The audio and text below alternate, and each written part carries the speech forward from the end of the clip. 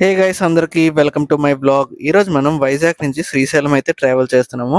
ముందుగా వైజాగ్ నుంచి విజయవాడ అయితే వెళ్ళాలి. అక్కడ నుంచి బస్ అయితే ఉంటదన్నమాట శ్రీశైలంకి. మనం బ్రేక్ జర్నీ అయితే చేస్తున్నాం అనమాట. ముందుగా విజయవాడకి అయితే వెళ్తున్నాము. 2:30కి ట్రైన్ అయితే ఉంది, వందే భారత్ ట్రైన్. డైరెక్ట్గా రైల్వే స్టేషన్లో అయితే కలుద్దాం పదండి.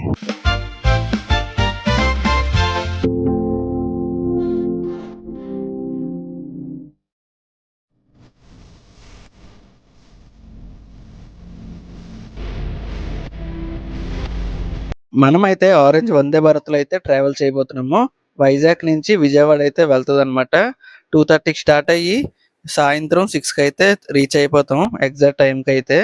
అలా ట్రైన్ అయితే కరెక్ట్ టైంకి స్టార్ట్ అయితే చేసేసారు 2:30కే.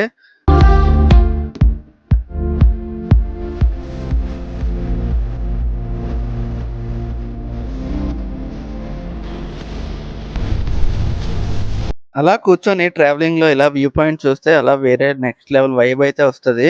అలా టైం పాస్ చేస్తుంటే అంతలోనే మనకు కాంప్లిమెంటరీ అయిన వాటర్ బాటిల్ అయితే ఇచ్చేసారు. అలా వ్యూ ఎంజాయ్ చేస్తుంటే కాసేపట్లోనే మన స్నాక్స్ ప్లాటర్ కూడా తీసుకొని వచ్చేసారనమాట. షార్ట్ ప్లాటర్‌లో ఏటేటి ఇచ్చారో చూపిస్తున్నాను మీకు. ముందుగా ఫస్ట్ బిస్కెట్స్ అయితే ఇచ్చారనమాట. ఇవి వచ్చేసరికి టీ బిస్కెట్స్ అంటారు కదా! అవి స్మాల్ సైజులోనే ఇచ్చారనమాట. అందులోనే మిక్చర్ కూడా ఇచ్చారు. All mixer.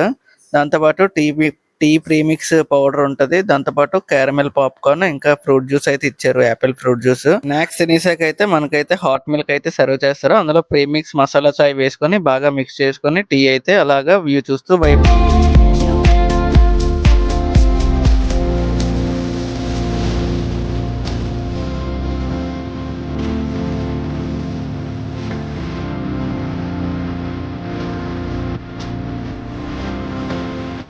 ఫైనల్‌గా టైమొచ్చేసరికి 5 అయితే అవుతుంది. రాజమండ్రి అయితే రీచ్ అయిపోయాం. స్టేషన్ అయితే ఫుల్‌గా అయితే ఉంది. క్రౌడ్ అయితే నార్మల్‌గా అయితే లేరనమాట. ఫుల్ రష్‌గా అయితే ఉంది ఔట్ సైడ్. మనమైతే అలాగా రాజమండ్రి ఇంకో 2 స్టాప్స్ తర్వాత అయితే విజయవాడ అయితే వచ్చేస్తది. దానికంటే ముందు రాజమండ్రి రివర్ క్రాసింగ్ అయితే చూసేయండి. వ్యూ అయితే నెక్స్ట్ లెవెల్ అయితే ఉంటదనమాట.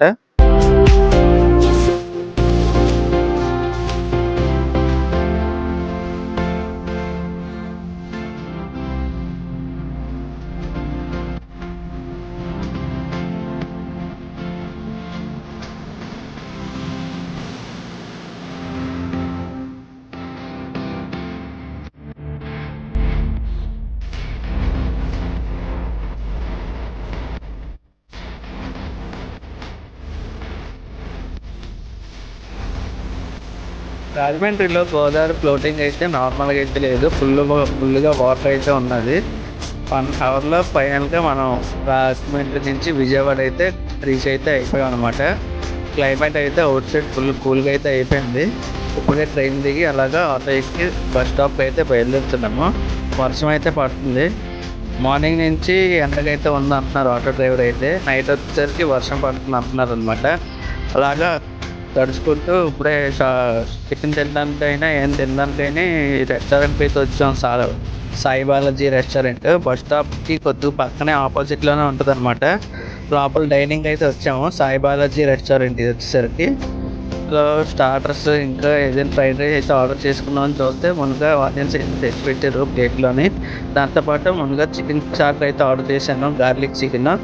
కాస్ట్ వచ్చేసరికి 300 దగ్గర అయితే పడిందనమాట.